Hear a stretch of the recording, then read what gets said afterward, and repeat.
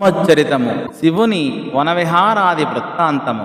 దేవి పార్వతీ సహితుడైన శ్రీకంఠుడు కైలాసపర్వతం మీది ప్రమథగణ పరివృతుడై ఒలువుండి వనవిహారం సలుపవలననే సర్వమంగళ వాంఛ ఎరిగినవాడై చైత్రవనానికి వచ్చాడు. ఎలా ఉంది ఆ చైత్రవనం?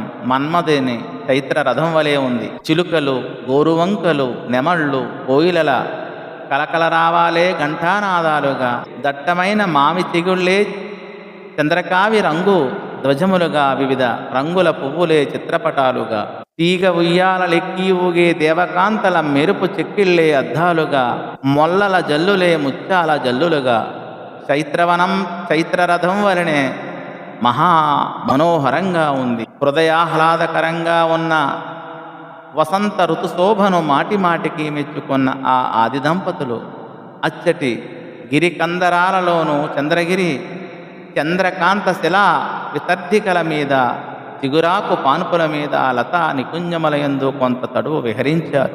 ఇలా లీలా విహారం చలుపుచున్న గిరిజాశంకరులకు తోకలు పెనవేసుకుని మోమున చేర్చి లింగన సుఖ పారవస్యంలో మేనులొక్కటిగా మన్మథ సుఖ స్థితిలో ఉన్న మర్కట మిథునం గోచరించింది. ఆ దృశ్యాన్ని చూసిన పార్వతి సిగ్గుతో శిరస్సు వంచుకుంది.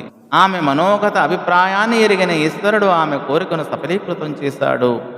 వారిరువురు మర్కటాకృతితో కొంత తడువు క్రీడించారు. సురతాంత వేళకు కపిస్ఫురణ నశించి ఆత్మరూపులై అద్వైత స్థితిని పొందారు. అప్పుడు జారిపడిన శివుని తేజోభారాన్ని పార్వతి భరింపలేక, నాథా, ఈ భారాన్ని వేరొక చోటుకు చేర్చండి అని ప్రార్థించింది. ఈశ్వరుడు నవ్వుతూ దానిని భూమియందు నిక్షిప్తం చేశాడు.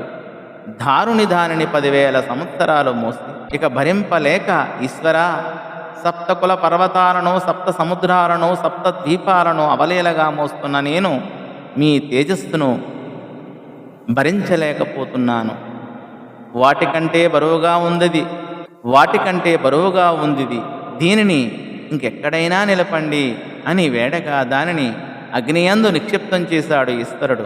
ఆ అగ్ని కూడా కొన్నేండ్లు జ్వలించి ఆ తేజాన్ని సహింపలేక మొరపెట్టుకోగా ఈశ్వరుడు శాశ్వత సత్వ సంపన్నుడైన వాయువును పిలిచి వహించమని కోరాడు. ఆ వాయువు కూడా 1000 సంవత్సరాలు ఆ తేజస్సుతో చరించి ఇక వహించలేక అంజనా గర్భంలో ప్రవేశపెట్టాడు. దేవీ సీత, జగత్పావని అయిన అంజనాదేవి గర్భంలో 12 మాసాలు పెరిగిన ఆ ఏకపాద రుద్రతేజమే ఈ హనుమాని ఆ వృత్తాంతాన్ని చెప్పి ముగించాడు.